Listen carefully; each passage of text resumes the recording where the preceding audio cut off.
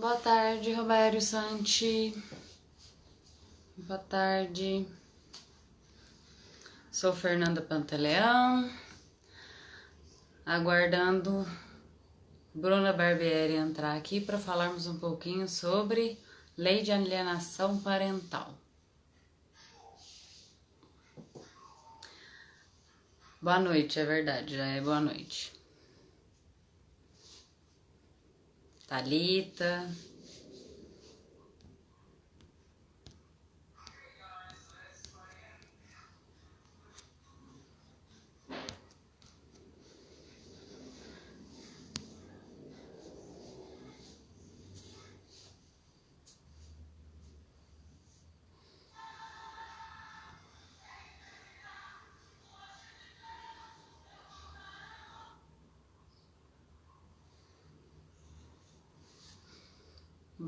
Boa tarde, Márcia.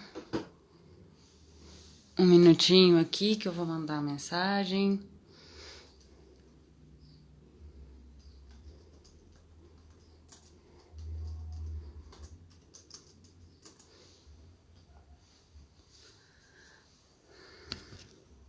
Boa noite. Tô com boa tarde na cabeça.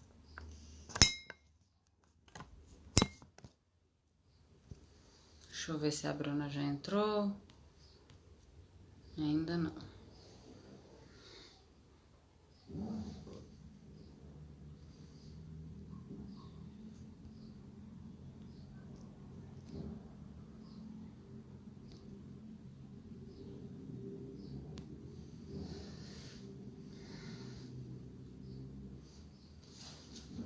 Bom, enquanto ela não entra, eu vou fazer a propaganda do livro dela. Vocês conhecem? Ah, ela acabou de entrar e eu fazendo propaganda do livro dela. Alienação familiar induzida. Excelente obra. Olá, boa tarde. Oi, boa tarde, boa noite. Eu já nem sei mais que horas são. Já quase noite mesmo. Estava aproveitando enquanto você estava entrando para fazer a propaganda do Oh, seu livro, que é maravilhoso. O único defeito dele é que ele chegou no meio do congresso, oh. então eu não consegui pegar o seu autógrafo. Eu espero que Bem, em breve a pessoal, gente consiga fazer esse encontro pessoal aí, para poder rolar esse autógrafo, viu? também espero. Tomara ainda que venha com outro livro, aí eu vou ter o autógrafo nos dois. Bem, pessoal, então aproveitar que ela entrou e começarmos, né? Eu sou a Fernanda Pantaleão, a coordenadora do núcleo aqui do IBDFAN de Uberlândia, e essa é a doutora agora, Bruna Barbieri, né? Uma autora renomada, uma estudiosa de alienação parental, é uma honra que ela tenha aceitado o convite para tratarmos sobre esse assunto. Então, eu passo a palavra para você, para que, autora dessa obra, né? Para que você comece falando sobre a lei, os 10 anos. Bom, Fernanda, primeiro te agradecer muito esse convite. Essa é a primeira live que eu estou fazendo depois de muito tempo. A gente tinha combinado ela já há um tempinho, né? E eu estava assim super empolgada de estar voltando e estar voltando com uma pessoa que a gente tem um carinho assim que surgiu, né? Que foi tão bacana. Então, Sim. assim, eu sempre adoro essa possibilidade que o IBDFAN traz para a gente, da gente se conectar com tantas pessoas bacanas, né? Com tantas histórias de vida, histórias profissionais fortes. Então, a honra é toda minha de estar aqui, de você estar me recebendo na sua casa aí do IBDFAN de Uberlândia, e dizer que a satisfação é toda minha. E como você colocou, né, esse meu livro, ele foi o resultado da minha dissertação do mestrado na Universidade Federal do Maranhão. E quando eu estava no mestrado, e eu sempre fui dessa área de direito de família, de infância e juventude, eu já tinha ouvido falar muito sobre alienação parental. Mas tinha uma coisinha me incomodando, que é o fato de que, às vezes, aqui no Brasil, a gente fica muito grudado nos livros e a gente não vai atrás de produzir dados, né? Isso acontece muito.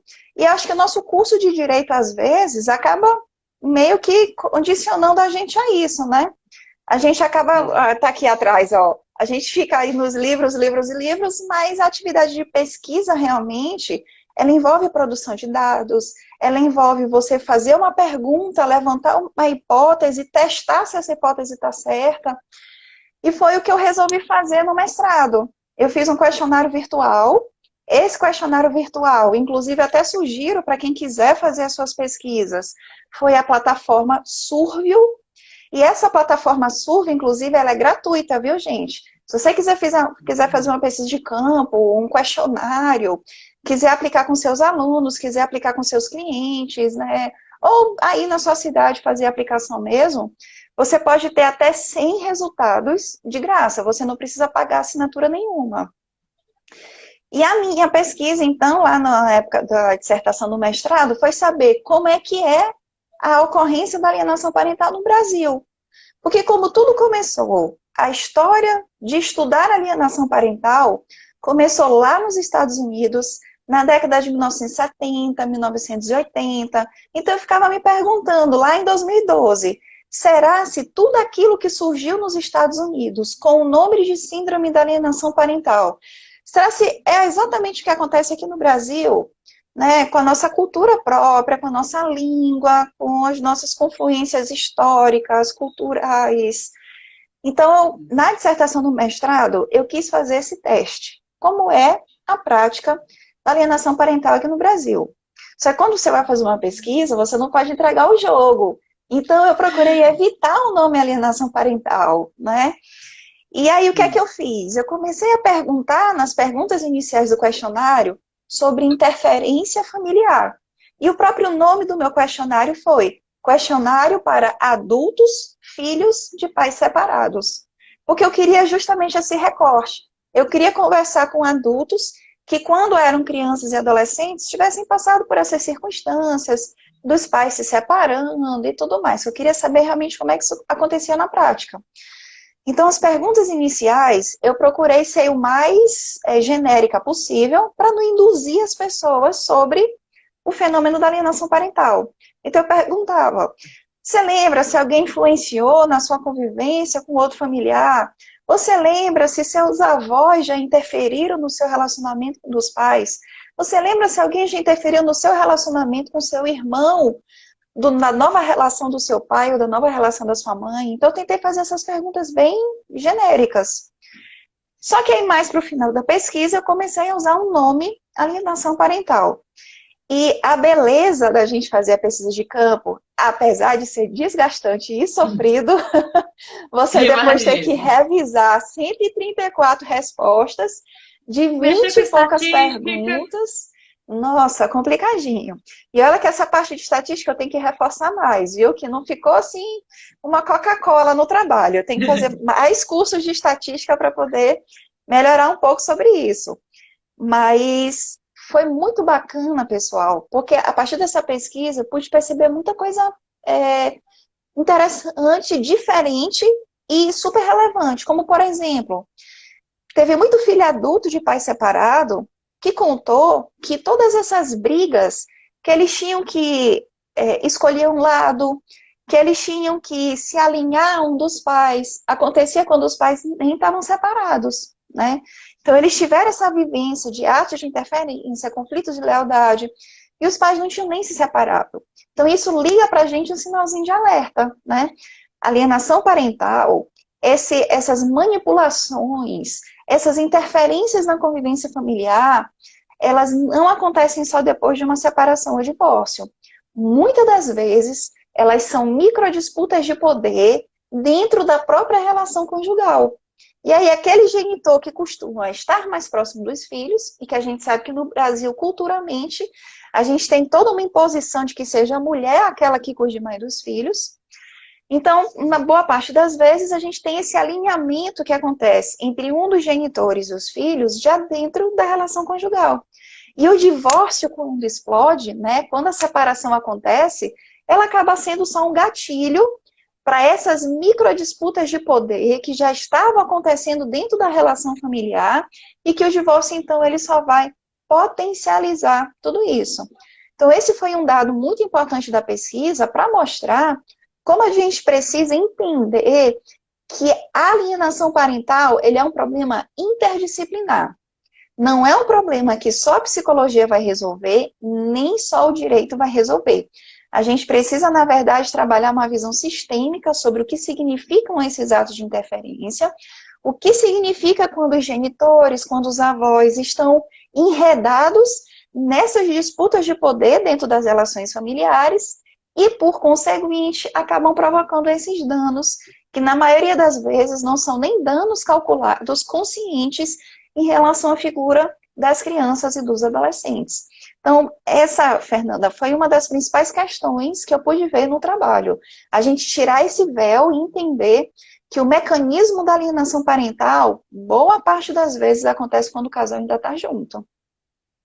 O que eu gostei muito do seu livro, além de várias questões importantes que ele traz, foi essa percepção, porque a gente tem a ideia de que a alienação ela vai começar com a separação. E na verdade não. Até porque a separação é simplesmente a dissolução de algo que já estava ali tendo os seus Uhum. problemas internos. Então não tem como começar uma questão que os problemas já adivinham, né? Já aconteciam. E um outro ponto que é interessante, porque você traz estatística, né? Dados concretos da sociedade demonstrando que, ó, não é só mais revisão da literatura. Até porque uma crítica que tem muito em relação ao Richard Gardner é que exatamente ele não fez uma pesquisa científica com metodologia, era um estudo empírico que ele constatou a existência, mas que eu particularmente vejo como importante, porque foi a partir dessa contestação empírica que que nós começamos a perceber a diferença de alienação para síndrome propriamente também, mas a existência que a gente deveria analisar de forma interdisciplinar, verificar a necessidade de psicólogos, psiquiatras, pedagogos, sociólogos que sejam também nessa necessidade de solução. Porque eu tenho a impressão que o povo do direito tem muito vontade de ficar dentro do direito e esquece que, enquanto aplicação do comportamento humano, a gente prescinde de outras áreas do conhecimento, né? Com E, certeza.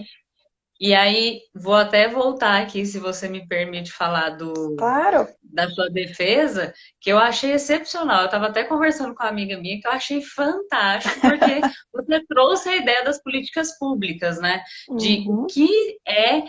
Ok, agora a gente sabe o que é alienação, mas como que a gente faz para inibir, para prevenir, para tentar remediar uma situação que é tão problemática, né, que traz tantos prejuízos, não apenas, como até o seu o seu livro traz, não apenas para criança e para adolescente, mas para todo o núcleo familiar, né?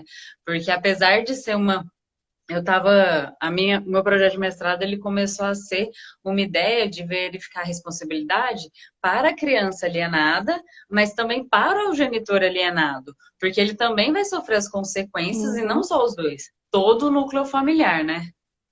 Infelizmente, esse é um problema que acarreta uma desagregação e um desequilíbrio da família inteira.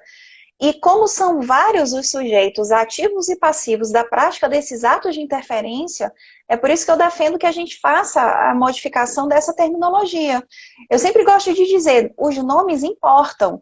Eu até coloquei agora na tese do doutorado uma frase linda de Pascal Mercier, que ele diz que os nomes são as sombras com que os outros nos vestem e nós vestimos os outros, né?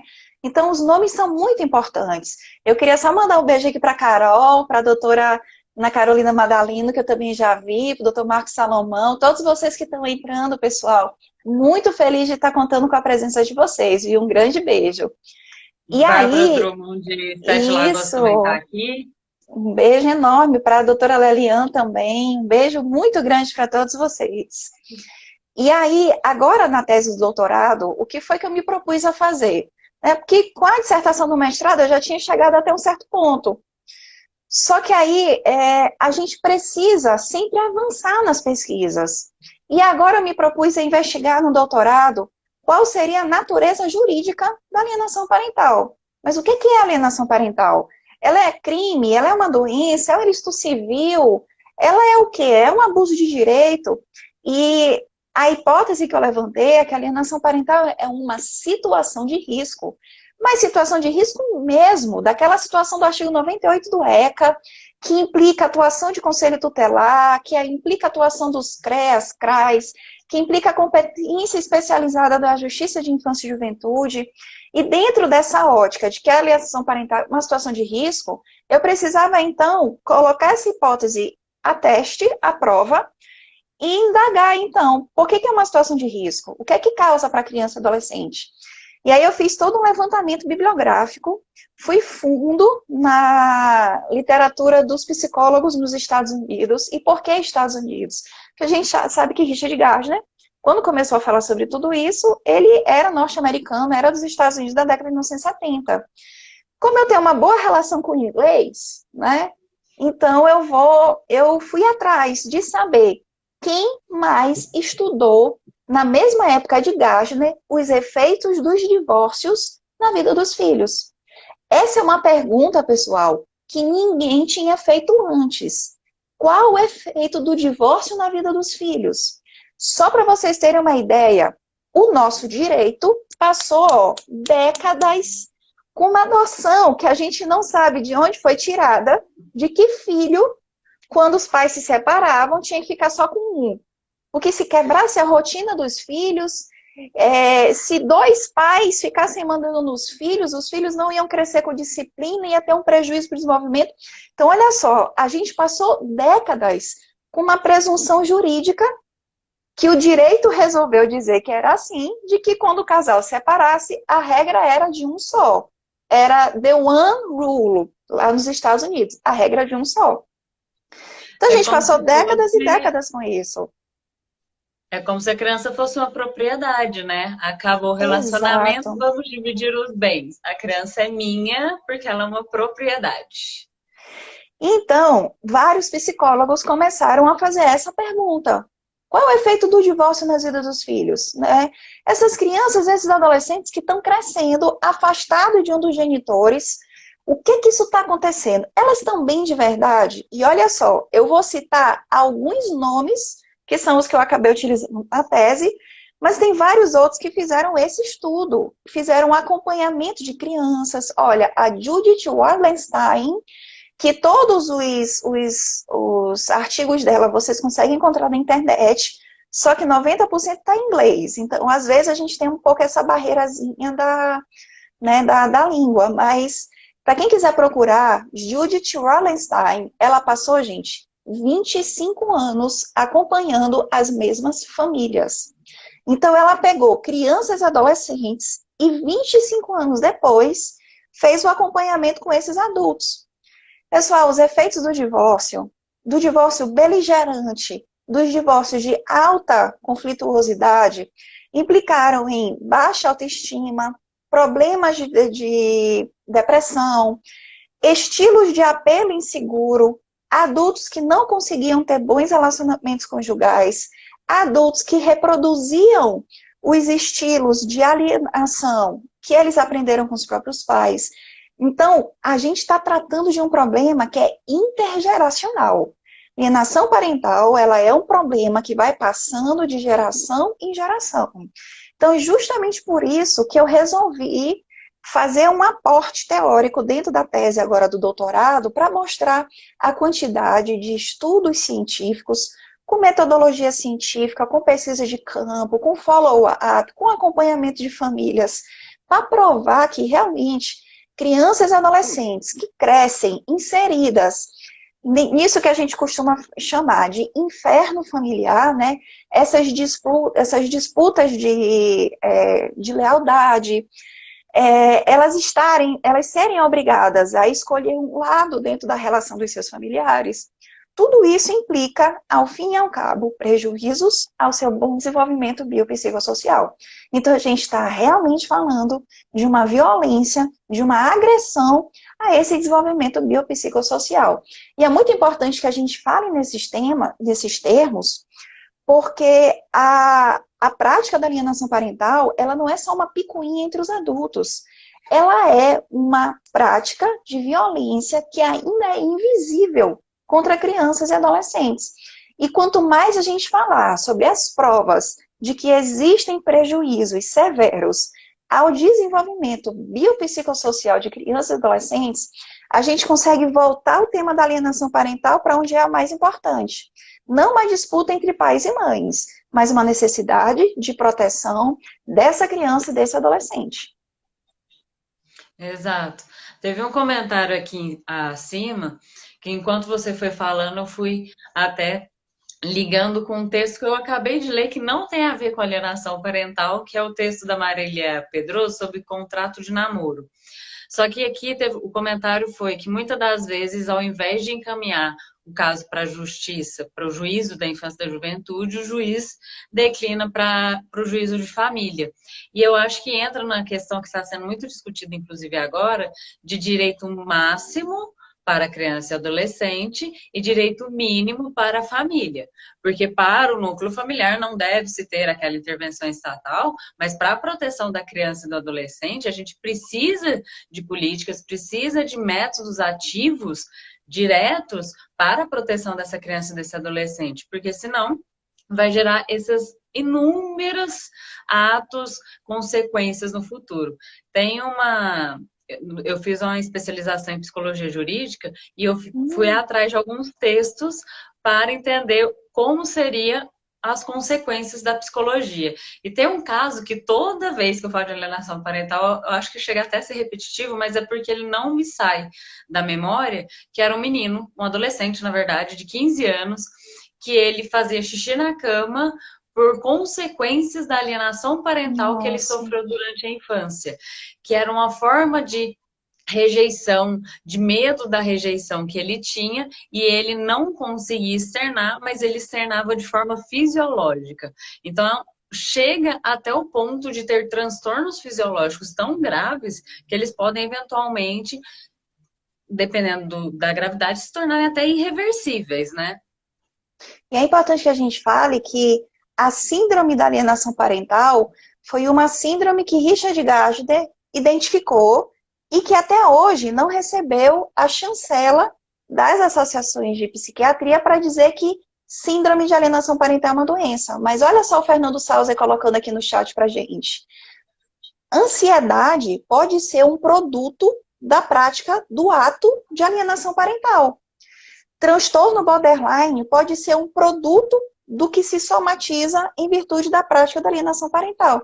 Então, pode ser que realmente a psicologia e a psiquiatria entendam no futuro que a gente não precisa do nome síndrome da alienação parental, porque já existem doenças catalogadas, diagnosticáveis, que esses efeitos que uma criança ou adolescente pode sofrer já estão ali classificadas, pode ser. Mas o que a gente não pode perder de vista é que o ato de alienação parental, ou seja, o comportamento desse adulto, e que é lesivo aos bens jurídicos de uma criança ou adolescente, o ato de alienação parental, ele existe como fato por si só, ele existe como a priori essa questão da síndrome. Então, quando se fala de síndrome da alienação parental, eu também tenho minhas reservas. Eu sempre gosto de dizer, olha, pessoal, a gente ainda não sabe se a síndrome da alienação parental vai ser reconhecida como uma doença. Até porque, por exemplo, existe a síndrome de Tourette, que é uma síndrome que o corpo faz movimentos involuntários. A pessoa se bate sozinha, a pessoa pisca sem controle, a pessoa se mexe sem controle.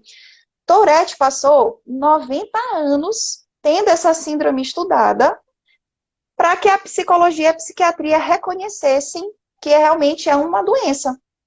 Mas existem vários outros distúrbios que os psiquiatras, psicólogos analisam e entendem que não é um diagnóstico específico, que existem outras doenças que já existem, que essas sim vão ser utilizadas, né? Então, o que a gente precisa entender enquanto operadores do direito é que por mais que a síndrome seja controversa, o ato de alienação parental existe, ele tem a sua comprovação documentada na doutrina, na jurisprudência, na nossa própria legislação, e é o ato de alienação parental que tem que ser objeto, então, das medidas de prevenção e dessa reprimenda jurídica.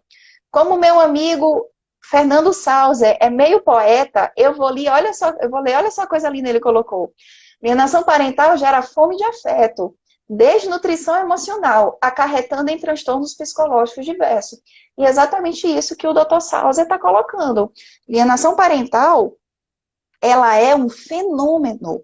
Dentro do fenômeno, a gente tem o comportamento do adulto que manipula o afeto da criança e adolescente, que faz a lavagem cerebral, que interfere na convivência familiar, e é esse comportamento que o direito precisa reprimir, que o direito precisa trabalhar para prevenir.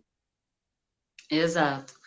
E é interessante porque muitas das vezes a gente pensa não, porque a gente já estudou muita alienação parental, a gente parou de pensar. Mas a sociedade em geral, ela costuma considerar que a alienação acontece só de um lado da relação. Uhum. E muitas das vezes é dos dois, na maioria, né? Começa de um lado e o outro par também continua realizando aqueles atos. E eu tenho uma frase que ela chega até a ser. Tem amiga minha que fala que eu tô até quase debochando de um estudo científico falando assim. Porque eu falo que no final das contas, o resultado que eu chego na maioria das minhas pesquisas é as pessoas deveriam ter acompanhamentos terapêuticos para que as relações familiares se constituíssem de melhores formas. E aí as pessoas olham para mim, mas Fernanda, você tem que fazer um estudo que vai realmente trazer um resultado. Eu sim, mas todos os estudos que eu percebo, todos os livros que eu leio sobre o assunto demonstram a necessidade que você mencionou no começo, da interdisciplinariedade. Enquanto a gente percebe a possibilidade de uma ocorrência, teve um caso semana retrasada que um amigo meu veio me procurar e ele falou, olha, eu acho que inclusive tem indícios de alienação parental, mas eu vou discutir só a guarda e só a pensão. Eu falei, propõe a possibilidade de que haja ali um acompanhamento terapêutico, nem que seja só para criança, porque às vezes os adultos não vão aceitar, mas como forma de tentar evitar que aconteça algo, de evitar que que ocorram os atos de alienação e esses atos eles venham a desencadear a ansiedade, a depressão e essa fome de afeto, como o Dr. Sauser destacou. Porque quando a ansiedade ela começa, voltar para o status quo é muito complicado. Então, é muito mais fácil prevenir do que tentar remediar uma situação que pode ser até catastrófica, né? E a gente precisa lembrar que crianças e adolescentes são pessoas no estágio de desenvolvimento humano. Então, a hora que a gente tem para proteger a integridade psicológica de uma criança e adolescente é nessa fase. A gente não pode pagar para ver e torcer para que ela não seja prejudicada. Então, por exemplo, se você está vendo que tem indício da prática de ato de alienação parental, a gente tem que correr para evitar a consolidação desses danos. Porque se a criança ou adolescente está no estágio de desenvolvimento humano, ela está aprendendo a ser um ser humano, ela está aprendendo a ser um cidadão, está aprendendo a ser um pai e uma mãe, se a gente macular essa formação com esses atos de manipulação emocional, como é que a gente vai recuperar esse adulto? Vai ser à custa de muito sofrimento. E a gente vai violar justamente a maior questão que a gente tem na Constituição em termos de criança e adolescente, que é prioridade absoluta. Então, as questões relacionadas à criança e adolescente, elas não podem esperar. E uma coisa que eu estudo agora na tese do doutorado é justamente isso. A alienação parental, ela ainda é muito um problema posicionado com uma visão adultocêntrica, como se fossem pais contra mães, mães contra avós, tios contra cunhados. A alienação parental até hoje ainda tem um tratamento super adultocêntrico. Ex-vi, como uma colega nossa colocou aqui no chat, os juízes de infância e juventude mandam para a vara de família, porque entendem que não é matéria para juízes de infância e juventude. Mas se a gente está falando de uma situação de risco, se a gente está falando de um contexto familiar em que a própria presença dos genitores já é o start, já é o motor, o motim da prática da violência, não é porque ela tem o pai e a mãe vivos que a competência não vai ser da vara de infância e juventude. Isso foi uma coisa que eu vi muito, né, no estudo do doutorado agora, né? Muitos juízes que entendem, mas ela tem ambos os pais vivos, mas ela está acompanhada de ambos os pais, ela não está numa situação de risco. Mas, gente, se é justamente por conta desses pais que estão ali naquela beligerância, que estão naquela alta litigiosidade e que estão fazendo lavagem cerebral, manipulando, se é justamente por conta desses pais que a integridade psicológica está ameaçada, a gente precisa repensar esse pressuposto, né? A gente precisa repensar essa fundamentação. E eu realmente bato muito forte na tecla, agora na tese do doutorado, de que a infância e juventude ainda é pouco valorizada no Brasil, crianças e adolescentes ainda são menosprezados, é por isso que o problema da alienação parental tem essa visão tão adultocêntrica. Se tivesse uma visão infantocêntrica, a gente teria toda uma outra postura até para cumprir a prioridade absoluta, cumprir o princípio da intervenção precoce. O professor Paulo Lepori falou na minha banca, né? Ele foi avaliador da minha banca, inclusive sinto-me extremamente honrada de ter tido um jurista do calibre do professor Paulo Lepori avaliando. O professor Paulo Lepori já é, inclusive, pós-doutor, tem 2 doutorados, tem um mestrado, já estava querendo fazer outro mestrado, o homem que gosta de estudar, viu, o professor Paulo Lepori. Eu só fiz um mestrado e um doutorado e já estou aqui super cansada. Né? E o Lepori falou uma coisa muito importante. Ele disse que o princípio da intervenção mínima disposta no Estatuto não significa que o Estado deve interferir minimamente na vida da criança ou adolescente. Não. O princípio da intervenção mínima, na verdade, se refere ao fato de que as autoridades certas é que precisam atuar, né?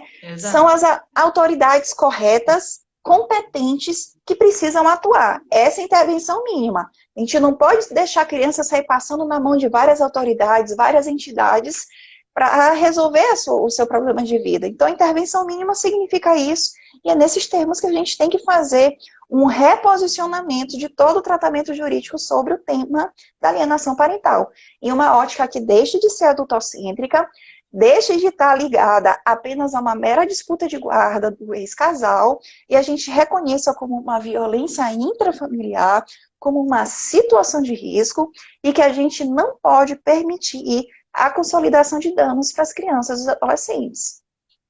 A gente percebe que até a própria família, quando trata-se de direito das famílias, algumas pessoas colocam que a criança ou adolescente ele vai ser o terceiro elemento, não é nem o segundo, é o terceiro elemento a ser analisado, né? Isso não para os doutrinadores, os estudiosos do direito de família propriamente, mas para aquelas pessoas do direito que tentam analisar o direito de família de alguma forma. Eles ainda enxergam o direito de família como um direito obrigacional, como se tivesse alguma relação contratual, porque o casamento é um contrato.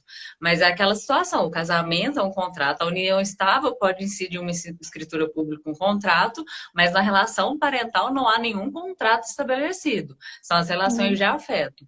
E aí, quando a gente vai tratar até com essas autoridades que devem intervir, a gente vai ter que pegar autoridades que tenham uma compreensão de um direito humanizado para se aplicar. Porque simplesmente ter autoridades que vão tentar conversar com uma criança ou vão tentar interferir num processo sem que haja essa humanização, sem que haja prioridade da criança como prioridade, com a prioridade absoluta, vai haver falhas, né? A primeira vez que eu fui tratar desse assunto num minicurso, em outra universidade que não a minha casa atualmente, a primeira pergunta que me fizeram foi, mas deveria ser revogada, porque ela gera prejuízo para os pais, porque gera prejuízo para o casal. E eu... então, na verdade, a lei não gera prejuízo, né?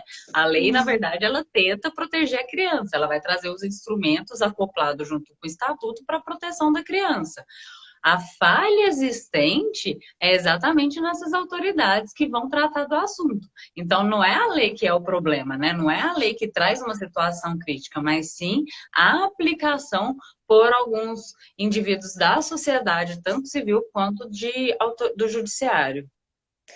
E a gente tem que lembrar que todas as leis, elas estão passíveis de aperfeiçoamento. Olha só, nosso Código Civil de 2002 Quantas leis já retalharam o código para aperfeiçoar determinados institutos? Então, a gente precisa perder essa filigrana de que, meu Deus, a lei, estão tentando mudar a lei. Eu acredito que realmente não seja o caso de revogar, até porque ela é um importante mecanismo de proteção, ela descortinou uma violência intrafamiliar que antes era naturalizada. Quantos de nós, na nossa vivência, não vamos entregar a idade, né, Fernanda? Mas quantos Não de precisa. nós, na nossa vivência com amigos, com familiares, a gente não via atos de alienação parental, via atos de conflito, de lealdade, de interferência familiar, e que hoje a gente pode ter um nome específico para isso, né? Então, há décadas, há centenas de anos, infelizmente, desde que o homem é homem, a gente vivencia situações em que crianças e adolescentes são usados como joguetes da relação dos adultos ao seu redor. E justamente por conta disso, né, é que a gente precisa valorizar de que no Brasil, nós em vanguarda do mundo inteiro, a gente incluiu na legislação um nome para esse mal. E eu repito, os nomes importam. Por que a gente criou a lei do feminicídio? Homicídio não já existe no Código Penal? Por que foi importante criar a lei do feminicídio? Porque nomes importam. Então, é a mesma ótica para a naturalização da violência da alienação parental. A gente precisa mostrar para as crianças e adolescentes. Oi, Patrícia, tudo bem? Que bom te ver aqui. A gente precisa mostrar para as famílias que esse é um problema, que esse mal existe, que elas precisam parar de praticar. Então, acima de tudo, a lei de alienação parental tem uma importante função pedagógica para que justamente as famílias possam entender que elas não podem continuar praticando esses comportamentos, que os pais não podem continuar agindo como se os filhos fossem um montante dos bens a partilhar na época da separação e do divórcio, que os avós entendam que eles não podem insuflar nos netos um comportamento desrespeitoso em relação ao pai e à mãe, porque tudo isso vai desembocar na prática, né, de uma interferência na própria convivência familiar, no desenvolvimento psicológico dessas crianças e desses adolescentes, com esse caráter intergeracional, como a gente está bem colocando. Exato. A Carol até mencionou que algumas das consequências, acho que ela estava até indicando daquele exemplo que eu dei, eles persistem até a idade adulta. E aí é a questão da falta de. A falta não, o problema na conjugalidade que os filhos vão começar a ter. Eu até pensei, inclusive, de isso estar relacionado de alguma forma, não sei, na verdade eu acabei de pensar nisso, com a questão do amor líquido. Porque como eles não possuem segurança para terem confiança e lealdade em outra pessoa por causa dos atos que eles sofreram, fica mais propício ainda continuar essa questão do amor líquido. Não que seja isso a causa, né? Porque nós temos mas isso pode ser uma repercussão macro, né? Em termos gerais. Exato. Mas olha, faz sentido, viu? Porque começa a gerar essas outras interferências que a gente não percebe conscientemente, né? A gente vai começar a trabalhar em outras situações e começa a tentar conduzir de uma melhor forma para se evitar essa possível repetição de padrões. Mas aí a gente volta para a própria questão de como que a gente percebe que a gente está realizando uma situação se ninguém denomina, né? Como você disse, se ninguém conceitua. É justamente por isso que agora na tese do doutorado eu investi nas políticas públicas. Porque o direito só resolve o problema quando explode, né? O direito resolve o problema quando explode. Mas aquela sementinha da interferência, do maniqueísmo, aquele comportamento inconsciente do pai ou da mãe, dos avós, que acaba acarretando a prática da alienação parental, vai continuar ali dentro. Tem pai, gente, que como tem condição de pagar multa, vai passar o resto da vida pagando multa. E o problema vai continuar ali. No coração dele, ele vai continuar sentindo vontade de machucar o outro, mesmo, né, que o filho acabe sendo aí uma vítima desse fogo cruzado. Tem mãe que é tão narcisista que vai continuar praticando os atos de alienação parental, porque está dentro dela, ela aprendeu a ser assim com a própria mãe ou com o próprio pai, ela vê todas as amigas dela praticando o mesmo comportamento e para ela aquilo é natural, aquilo é o exercício dada. Ó, na pesquisa da dissertação do mestrado, que eu fiz a entrevista com 134 participantes brasileiros, um dos participantes me disse que ele cresceu ouvindo a mãe dizer que pai só é pai enquanto dorme com a mãe. E que ele cresceu, um outro participante também contou, que toda vez que ele voltava da casa do pai, o pai alienava o padrasto, porque dizia que a mãe tinha abandonado a família justamente por conta desse homem, desse padrasto.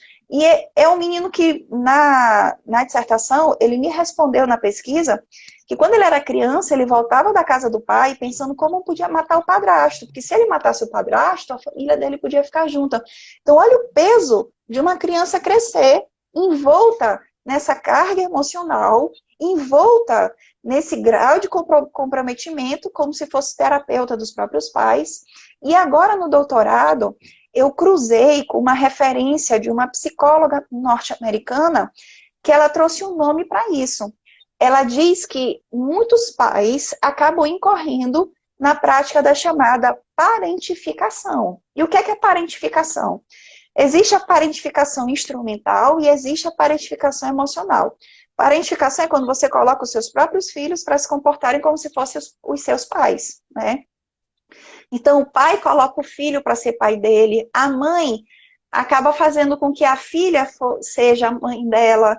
Então, essa parentificação ela é instrumental quando é uma criança, um adolescente que precisa ser responsável pelas compras da casa, ela que tem que demitir os funcionários, ela que tem que cuidar da louça, das refeições. Essa é uma parentificação instrumental. E existe a mais gravosa, que é a parentificação emocional. Quando os filhos acabam sendo depositários, né, da saúde emocional dos próprios pais. Gente, olha só a inversão.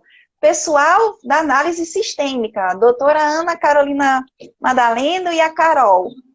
O que é para um filho ter que ocupar a função dos próprios pais, né? Olha essa bagunça emocional, essa bagunça sistêmica, né? De você, enquanto você está na fase de desenvolvimento, que você precisa ser colhido, educado, você é obrigado a inverter esses lugares e é obrigado, então, a manifestar esse tipo de posição numa maturidade que a criança e o adolescente não tem. E o Fernando fez uma perguntinha aqui, deixa eu voltar. Na nossa opinião, consegui. A impossibilidade de discussão de culpa pelo fim da conjugalidade culminou com o redirecionamento de tal confronto para as questões de parentalidade. Fernando, a impossibilidade da gente discutir culpa na separação e divórcio foi um grande ganho para a gente fazer com que as pessoas deixassem de usar o judiciário para o gozo do litígio. O que é o gozo do litígio? Eu estou sofrendo, eu estou com raiva da pessoa, eu estou com ódio, mas eu não quero me desfazer da convivência com ela. Eu quero estar ligada com ela, nem que seja na base da raiva, né? Na base do ódio, na base da mágoa. Então, foi muito importante para a gente cortar esse gozo do litígio, a gente objetificar a separação e divórcio. Quer divorciar? A pessoa vai lá, se divorcia, acabou. No dia seguinte, pode casar com outra pessoa. Isso é muito importante para a gente cortar o gozo do litígio, que é um fenômeno psicanalítico que o judiciário acabava se vendo ali, né, imerso. Mas eu acredito que ela não tem repercussão nessa questão sobre o que na psicologia a gente chama de efeito spillover. É quando os pais transbordam os conflitos conjugais para a relação com os filhos. É tão verdade que isso é uma coisa que acontece demais nas relações de parentalidade, que a psicologia estuda isso muito antes do direito de falar sobre essas questões de culpa em separação ou divórcio. Efeito spillover é uma coisa que acontece com o próprio casal enquanto está junto. O próprio casal junto, unido, pode ser que os filhos sejam chamados nesse efeito spillover, tá sendo depositários das angústias dos pais, das confidências, das confissões. E a qualidade do relacionamento do pai com o filho está diretamente relacionada à qualidade do relacionamento do casal, né? Então, quanto melhor o casal tiver em conjunto, melhor o relacionamento dos dois pais com os dois filhos. E a psicologia já viu que quando pior o relacionamento conjugal, um deles, o pai ou a mãe, vai acabar sendo prejudicado, porque acontece esse fenômeno do spillover, que é o transbordamento das questões de conjugalidade na parentalidade. Então, eu acho que isso prescinde, Fernando, prescinde bastante essa questão da discussão sobre culpa. Tenho a suspeita, Bruna, me corrija se talvez eu esteja enganada, de que se a culpa permanecesse ainda nos dias de hoje, isso seria inclusive uma justificativa para a pessoa para perpetuar a alienação, de olha, o juiz falou que ele está errado, olha lá, que ele tem culpa sim, tá vendo que ele está errado? E talvez seria outra forma de uma realização de alienação de ato parental que seria justificável pelo próprio judiciário, sem que houvesse consciência no caso. Isso eu é estava verdade. tentando escrever o tema aqui e falar ao mesmo tempo. Não estava dando certo. Obrigada. De nada. Mas essa questão de inversão dos papéis é interessante quando há separação, até porque, principalmente quando é o filho homem, ele começa a se intitular o novo homem da casa. E aí recai todo o peso, mais uma vez, e de forma até talvez um pouco maior, de que ele precisa cuidar da mãe, de que ele precisa fazer o papel dele de homem da casa, porque querendo ou não, por mais que tenhamos alterado muito essas questões relacionadas ao patriarcalismo na nossa sociedade, a gente ainda tem um peso muito grande, né? A própria violência doméstica é um exemplo das ocorrências disso. Então, essa questão da inversão, ela é tão arraigada, tão comum, que as pessoas não percebem que, na verdade, você está trazendo uma idade que deveria acontecer de maturidade para um adulto, para a fase de uma criança na adolescência, quando ela tem 12, 13. E aqui eu não falo da questão de que crianças e adolescentes por volta dos 10, 13, 15 anos não tenham que ter as responsabilidades de arrumar o quarto, essas responsabilidades, mas que são aprendidas proporcionais para o ao seu futuro. estágio, né? Exatamente, porque no caso a criança precisa sair o adolescente com 12 anos para realizar as compras da casa, foge totalmente da razoabilidade do momento e da proporcionalidade. Não, com certeza. E é muito importante que a gente leve esse tema da alienação parental para as políticas públicas, porque a gente precisa ensinar as pessoas o que é uma relação saudável de parentalidade. Eu fui um pouco megalomaníaca na tese, né? Então, eu vou publicar daqui para o final do ano, vocês vão ter acesso. Mas uma das propostas que eu estou fazendo é que o Brasil, a gente precisa, e a gente já tem essa maturidade, de assim como a gente tem um plano nacional de direitos da criança e adolescente, um plano nacional de direitos humanos, a gente precisaria de um plano nacional de educação parental e educação conjugal. E eu fiz um levantamento de várias experiências em concreto no Brasil inteiro, de cursos e de oficinas de educação conjugal e de educação parental, e que eu acho que realmente o direito precisa impor isso, da mesma forma como na adoção, você precisa provar que você passou pelo processo de habilitação, sabe? Para você casar, você precisa juntar um monte de documentação que não tem impedimento, você precisa fazer todo o procedimento prévio de habilitação ao casamento. E eu realmente acho que na nossa lei federal, a gente precisaria ter uma inclusão de uma obrigatoriedade, de que dentro do processo de habilitação ao casamento, um dos requisitos seria justamente a demonstração de um prévio curso de educação conjugal ou de educação parental. Por quê, pessoal? Porque educar uma criança, ela não é só uma obrigação dos pais por serem pais. É uma obrigação, gente, humanitária, né? Tanto é que eu defendo que a gente tem que parar de chamar poder familiar, autoridade parental, porque fica muito esse sentido hierárquico, como se os pais fossem o topo da cadeira alimentar e os filhos fossem meros instrumentos, né? Na verdade, eu defendo que a gente deveria começar a utilizar o termo responsabilidade parental para respeitar a própria condição de sujeito da criança e adolescente.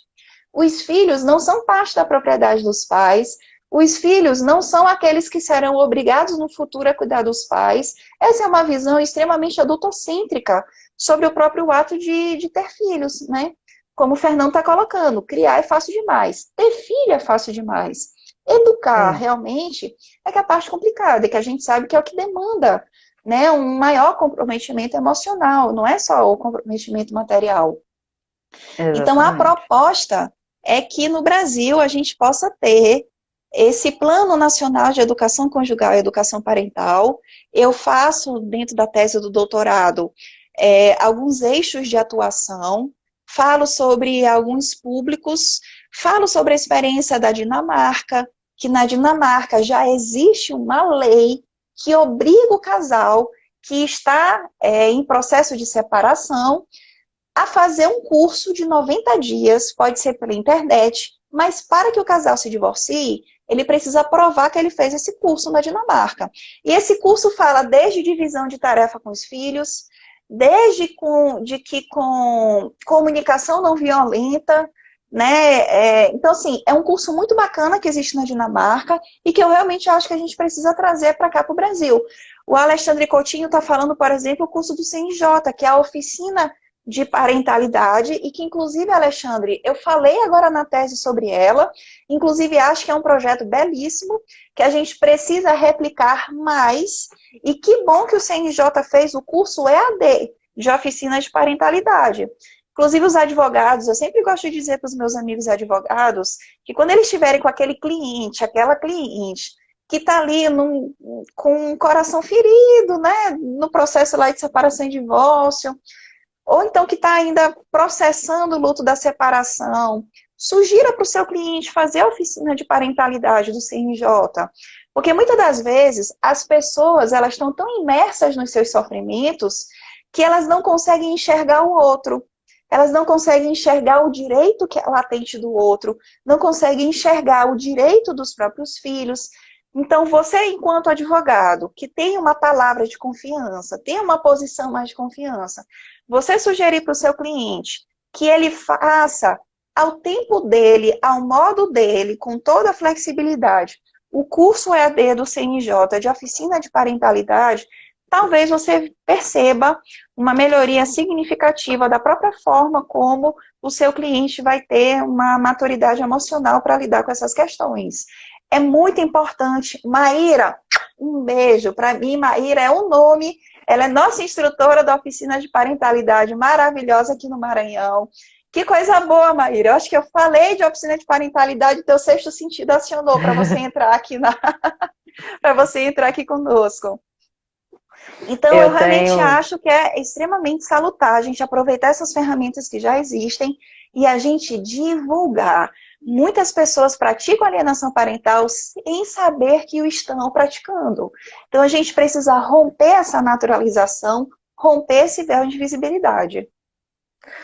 Na hora que você mencionou a questão do padrasto, né, da criança ficar pensando como que eu faço para eliminar esse padrasto, e agora as questões de oficina de parentalidade, eu lembrei de dois casos, um que eu vi essa semana e um que eu convivi. Eu tive uma participação na família no sentido de que eu conhecia os membros familiares. E eu gosto muito de usar o exemplo que era um casal que se divorciou, que eles se divorciaram, tinham 2 filhos, esse homem casou com uma nova mulher, teve um filho. Essa nova mulher era muito mais nova, salvo engano, era 20 anos mais nova que a antiga, que a ex-esposa, e normalmente a sociedade entende isso como uma necessidade de ter ali, né, uma divergência, uma briga, um conflito, porque fui trocada por uma mais nova. A mais nova adotou de forma com afeto, sensivelmente, adotou com o coração os filhos da ex-esposa, e a ex-esposa tem um afeto muito grande pelo filho da nova esposa. E aí, quando é aniversário, eu estava presente, quando é aniversário dos filhos, da mãe, da ex-sogra, vai todo mundo. A nova esposa também vai. E todos participam junto de comemorações de Natal, de Páscoa, com a família mosaico que existe, né? E aí eu vi um vídeo essa semana de uma relação assim, que era um casal que teve um filho. Essa é a meta. Exato. Se separou, cada um foi ter os seus filhos e eles fazendo churrasco, convivendo juntos. E quando eu conto esses casos, as pessoas, nossa, mas como assim? Ela aceitou gente, a gente tem que aceitar. Porque no caso ali é para manter a manutenção, não é da família heterossexual, tradicional, casamentária que a gente teve antes da Constituição. É para manter a família como estrutura de crescimento, desenvolvimento das crianças e adolescentes que fazem parte, né? Que é uma forma... Essas duas famílias não fizeram as oficinas, mas acho que elas serviriam de exemplos maravilhosos em uma oficina, porque poderiam ser demonstra preocupação. instrutoras, inclusive, nas oficinas, porque mostra um grau de maturidade que, gente, olha, aqueles ditados populares que o direito precisa reconhecer a validade.